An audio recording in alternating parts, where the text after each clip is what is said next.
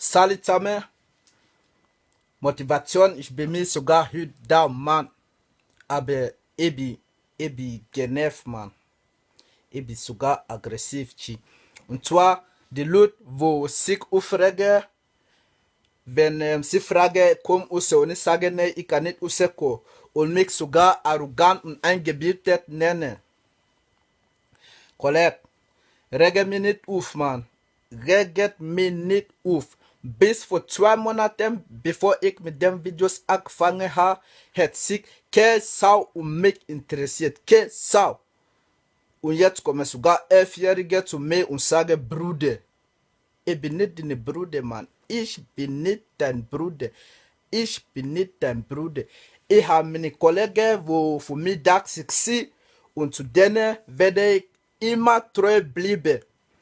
Die Welt ist nicht gerechtfertigt, Mann. Leute, wo Geld haben, die reichen Leute wollen nur mehr mit reichen Leuten chillen.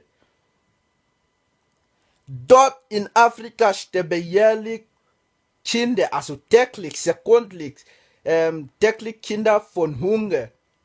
Und dann die Frau da hat wohl für 20.000 Franken, 20.000 Franken, eine Tasche kaufen, eine Tasche für 20.000 Franken.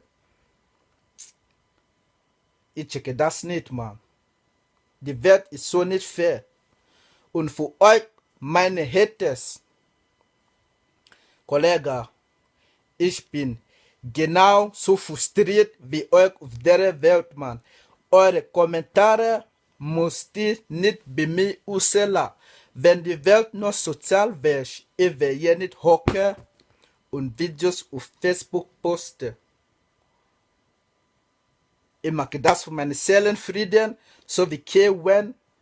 Aber wenn ihr das nicht respektiert, ich muss sogar rasieren, wie Gillette Abdi, Mann.